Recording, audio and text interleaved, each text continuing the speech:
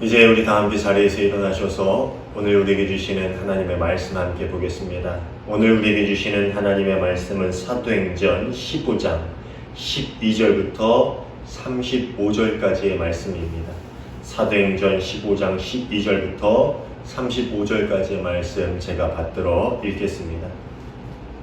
온 무리가 가만히 있어 바나바와 바울이 하나님께서 자기들로 말미암아 이방인 중에서 행하신 표적과 기사에 대하여 말하는 것을 듣더니 말을 마침에 야고보가 대답하여 이르되 형제들아 내 말을 들으라. 하나님이 처음으로 이방인 중에서 자기 이름을 위할 백성을 취하시려고 그들을 돌보신 것을 시므온이 말하였으니 선지자들의 말씀이 이와 일치하도다. 기록된 바 이후에 내가 돌아와서 다윗의 무너진 장막을 다시 지으며 또 그 허물어진 것을 다시 지어 일으키리니 이는 그 남은 사람들과 내 이름으로 일컬음을 받는 모든 이방인들로 주를 찾게 하려 함이라 하셨으니 즉 예로부터 이것을 알게 하시는 주의 말씀이라 함과 같으니라. 그러므로 내 의견에는 이방인 중에서 하나님께로 돌아오는 자들을 괴롭게 하지 말고 다만 우상의 더러운 것과 음행과 목매어 죽인 것과 피를 멀리하라고 편지하는 것이 옳으니 이는 예로부터 각 성에서 모세를 전하는 자가 있어 안식일마다 회당에서 그 글을 읽음이라 하더라. 이에 사도와 장로와 온 교회가 그 중에서 사람들을 택하여 바울과 바나바가 함께 안디옥으로 보내기를 결정하니 곧 형제 중에 인도자인 바사바라 하는 유다와 실라더라. 그 편에 편지를 붙여 이르되 사도와 장로된 형제들은 안디옥과 수리아와 길리기아에 있는 이방인 형제들에게 문안하노라.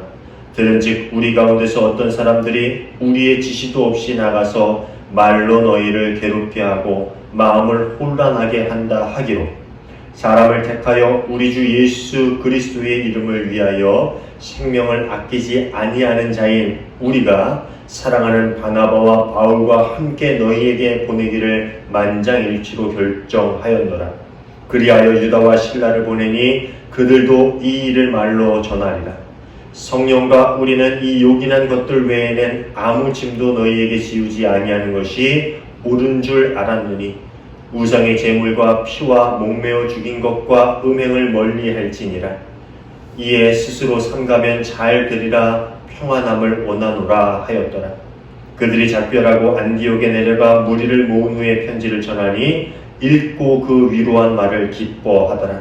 유다와 실라도 선지자라 여러 말로 형제를 권면하여 굳게 하고 얼마 있다가 평안히 가라 전송을 형제들에게 받고 자기를 보내던 사람들에게로 돌아가되 바울과 바나바는 안디옥에서 유하이며 수다한 다른 사람들과 함께 주의 말씀을 가르치며 전파하니라. 아멘. 이는 오늘 우리에게 주시는 하나님의 말씀입니다. 자리에 앉아주시기 바랍니다. 오늘도 함께 예배하는 우리 모두에게 주님의 평화가 있기를 간절히 소원합니다. 우리 지난주에 구원을 받기 위해서 할례와 모세의 율법을 지켜야 하는가라는 그 문제 때문에 안디옥 교회에서 혼란이 야기됐고 또 이 문제를 해결하기 위해서 바울과 바나바가 예루살렘 교회에 파송이 되었던 그리고 예루살렘 교회를 방문했던 사건에 대해서 함께 보았지요. 일명 그리스도교 최초의 공의회인 예루살렘 공의회라고 불리는 이 모임에서 베드로는 자신의 경험을 토대로 하나님이 이방인과 유대인을 구별하지 않으시고 오직 예수 그리스도의 은혜로 구원의 문을 열어주셨다라고 말하면서 이 바울과 바나바를 변론하고 나서는 것을 우리가 함께 보았습니다. 베드로는 하나님께서도 이방인에게 할례와 율법을 요구하지 않으셨는데, 그러니까 하나님도 요구하지 않으셨는데 어느 누가 하나님이 요구하지 않으신 것을 사람들에게 요구하며 강요할 수 있겠는가?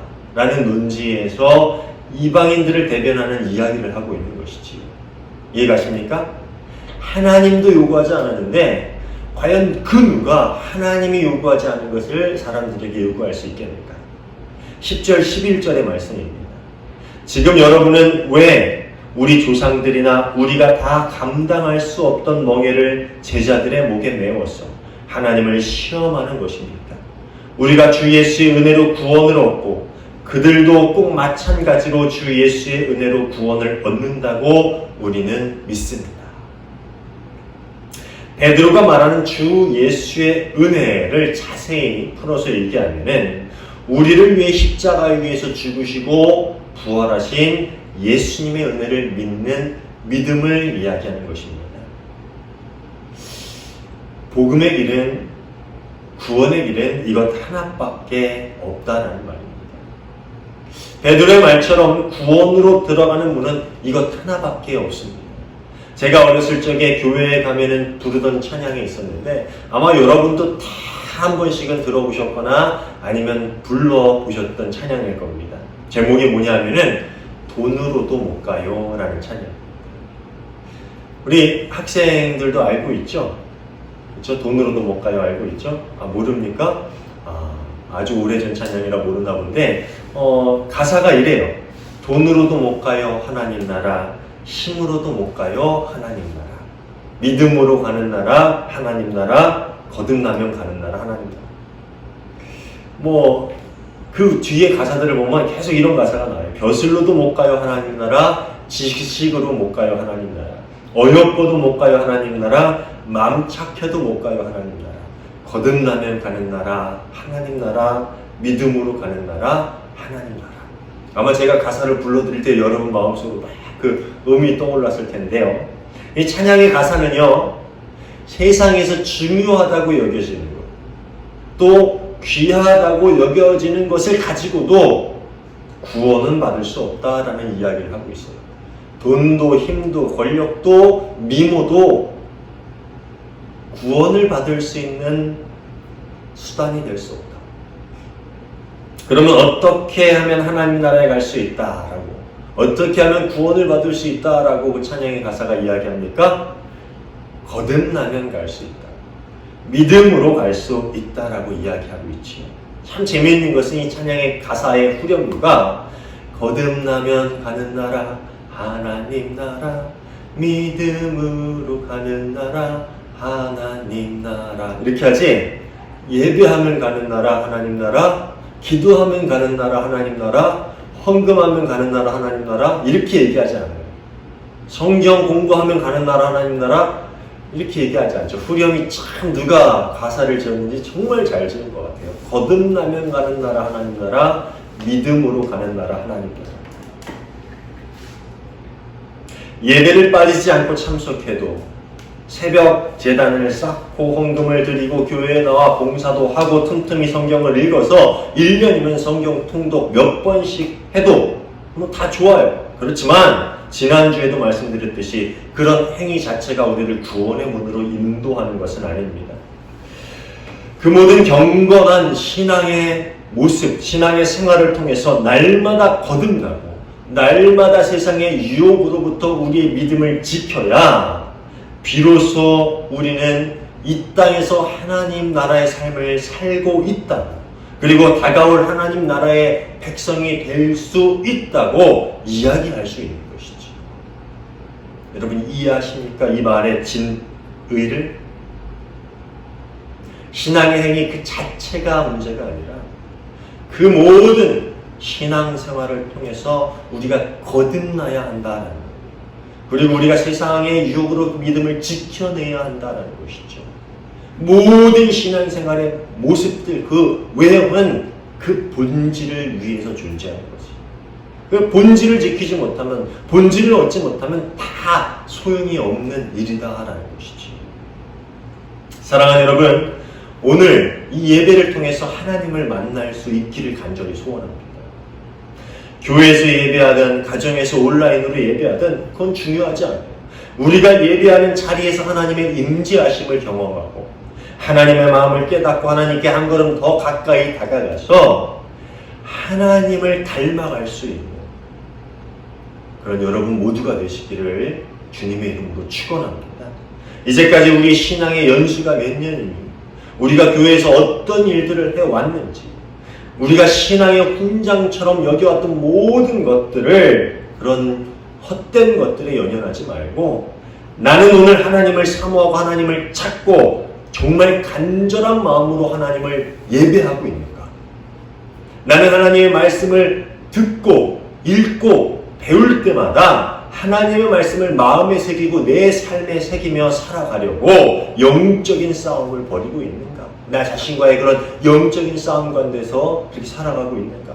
그런 거룩한 고민과 싸움 가운데서 살아갈 수 있는 여러분 모두가 되시기를 주님의 이름으로 축원합니다. 오늘 말씀으로 들어가 보면은요, 이 베드로가 이방인에게 할례와 율법을 강요하지 않는 것이 옳다라는 그러한 취지의 발언을 하자, 이 당시 예루살렘 교회의 지도자 역할을 하고 있었던 야고보가 베드로의 뒤를 이어서 이야기하는 내용이 바로 오늘 본문의 주된 내용입니다. 여기에 등장하는 야고보는 사도행전 12장 17절에 처음 등장했던 야고보와 동일 인물입니다. 이 베드로가 감옥에서 나와서 몸을 숨기기 전에 이 자신에게 일어난 일을 누구에게 알리라 그럽니까? 야고보에게 알리라 라고 모여있던 성도들에게 이야기를 하는데, 이 야고보는 요한의 형제 야고보나 알페오의 아들 야고보가 아니라 누구냐 하면은 예수님의 형제 야고보예요. 성경에 보면 야고보라는 이름이 참 많이 나오는데, 이 야고보는 예수님의 친동생, 그러니까 마리아에게서 태어난 예수님의 동생 야고보를 가리키는 말입니다. 요한의 형제 야고보는 오래전 헤롯 아그리빠에게 이미 죽임을 당해서 12제자 중에 최초의 순교자가 되었지요. 그리고 알페오의 아들 야고보에 대해서는요, 성경에서는 별다른 기록이 나오지 않습니다. 이 사도행전 12장을 통해서 베드로가 박해를 피해서 예루살렘을 떠나면서 예수님의 형제였던 야고보에게 이 예루살렘 교회의 지도자 자리를 잠깐 맡기지 않았나라는 그런 추측을 해볼 수 있는데, 사실 이 예수님의 형제 야고보는요, 예수님이 살아계실 때는 예수님을 메시아로 인정하지 않았던 사람입니다. 요한복음 7장 5절을 보면은요, 예수의 형제들까지도 예수님을 믿지 않았다라는 그러한 본문 기록이 나오고요. 또 마가복음 3장 21절을 보면은요, 예수님의 가족들이 예수님이 미쳤다라는 소문을 듣고 예수님을 데려오려고 찾아오는 이야기가 나옵니다.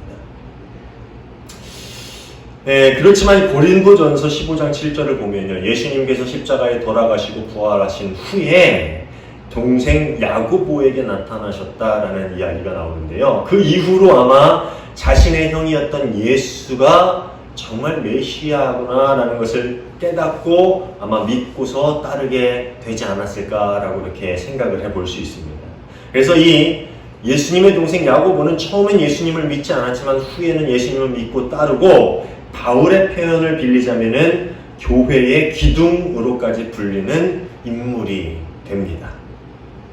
이렇게 예수님의 형제고 사도들에게 인정을 받는 예루살렘 교회의 지도자였던 야고보가 베드로를 지지하면서 그 뒤에 이야기를 이어가고 있는 것이 13절부터 21절까지의 내용입니다. 14절을 보면은 시므온이라는 이름이 등장을 하지요. 한번 보실까요? 하나님이 처음으로 이방인 중에서 자기 이름을 위할 백성을 취하시려고 그들을 돌보신 것을 시므온이 말하였으니, 이 시므온이 베드로입니다. 이 시므온은 이 베드로의 히브리식 본명입니다. 그래서 이 베드로가 말하는 것에 이어서 자신의 의견을 피력하는 것이 그 뒤에 이어지는 이야기라는 것이지요.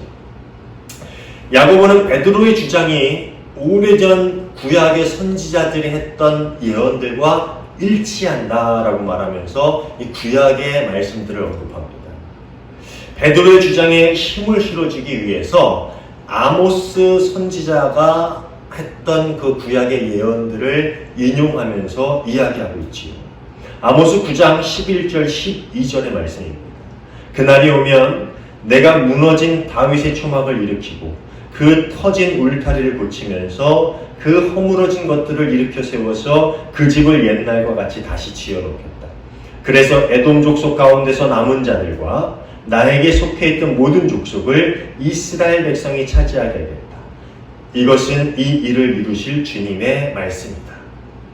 이 아모스 선지서의 말씀은 뭐냐 하면은 하나님이 정하신 때에 무너진 이스라엘을 다시 회복시켜 주실 것인데, 이런 하나님의 회복 계획 안에는 에돔에 남은 자들과 열방의 모든 족속들이 포함되어 있다. 그러니까 이스라엘 백성뿐만 아니라 그 주변의 이방인들로 하나님의 구원 계획 가운데, 회복의 계획 가운데 포함되어 있다라는 그런 예언입니다.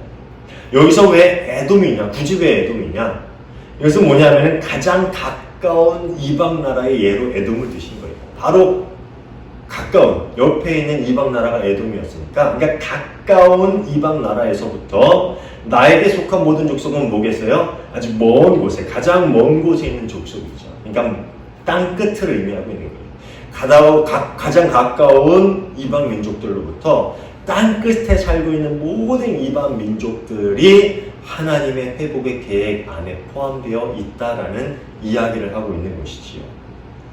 그러니까 야고보는 아모스 선지서의 예언을 인용하면서 하나님께서 이스라엘 민족들과 더불어서 모든 이방 민족들까지도 구원하실 계획을 아주 오래전부터 가지고 계셨다라는 그런 이야기를 하고 있는 것이지.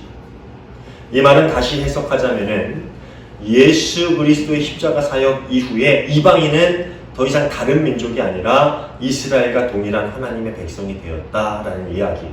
할례를 받지 않아도, 율법을 지키지 않아도 그들은 이미 하나님의 백성으로 이스라엘과 동일한 하나님의 자녀가 되었다. 그 이야기를 하고 있다는 겁니다.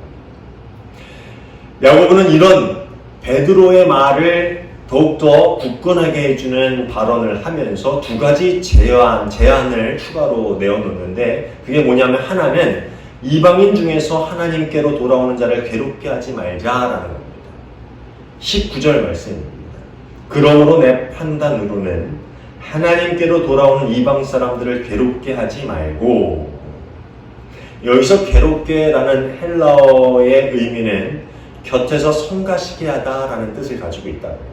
괴롭게 한다는 건 옆에서 성가시게 하는 거예요. 그리고 이 괴롭히지 말고라는 그 헬라어 단어의 희재 아시죠? 그 희재가 지속적 반복적 동작을 나타내주는 희재라고. 그러니까 이제까지 율법주의에 물들어 있던 유대인들이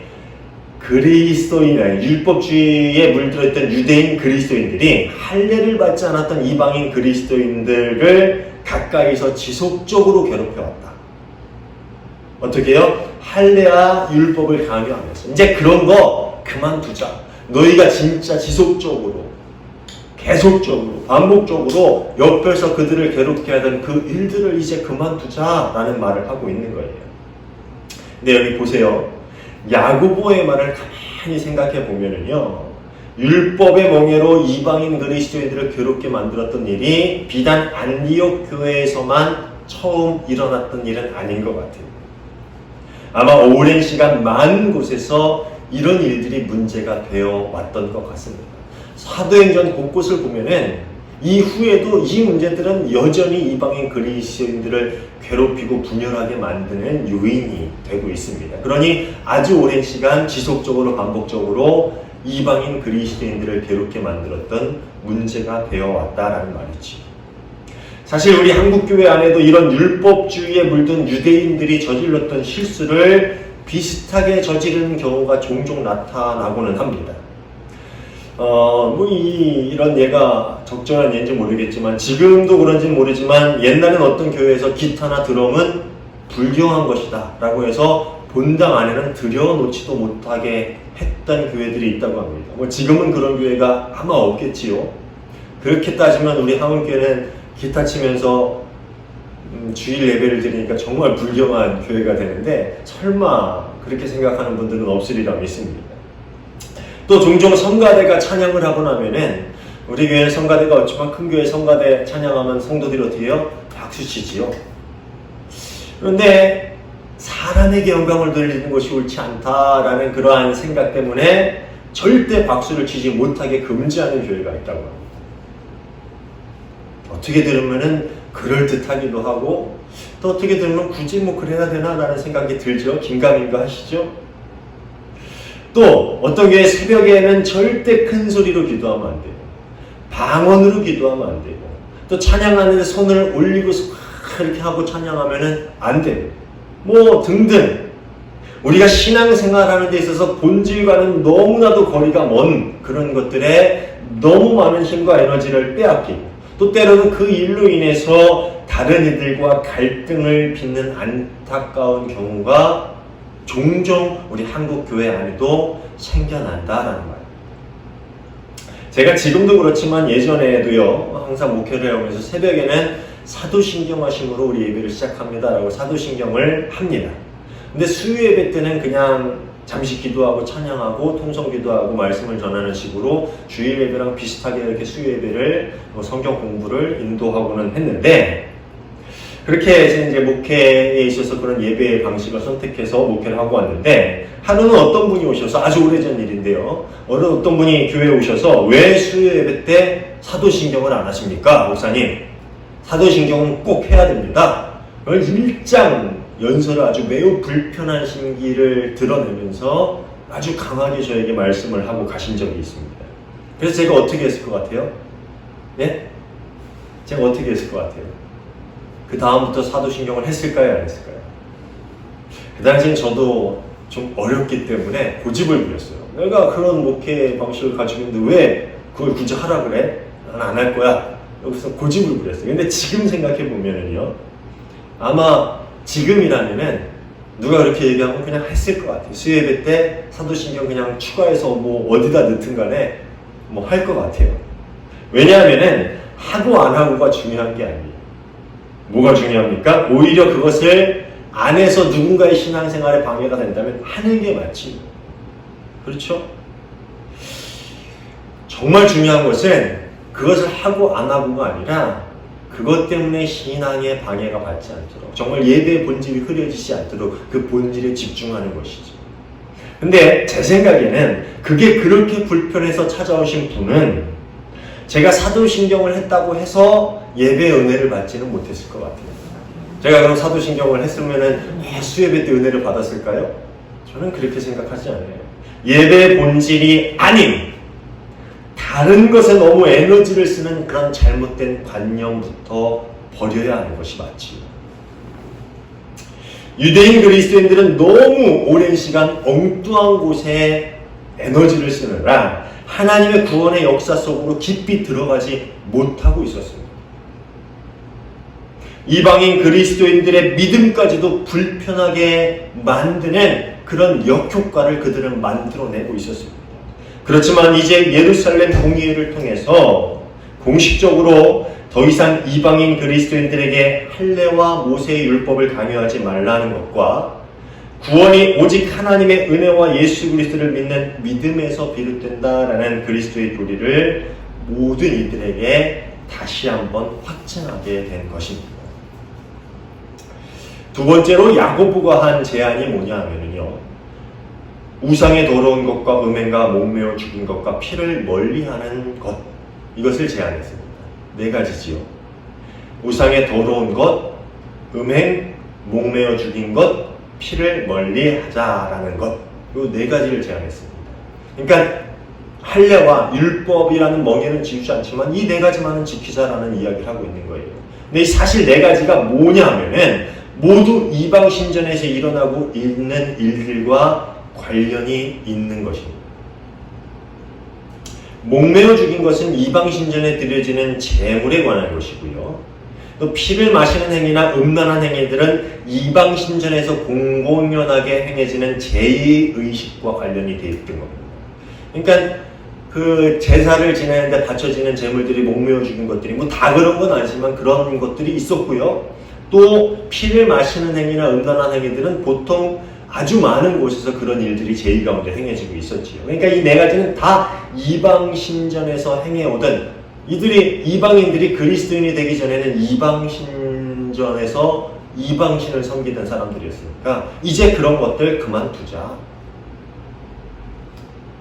그런 이야기를 하고 있는 거예요.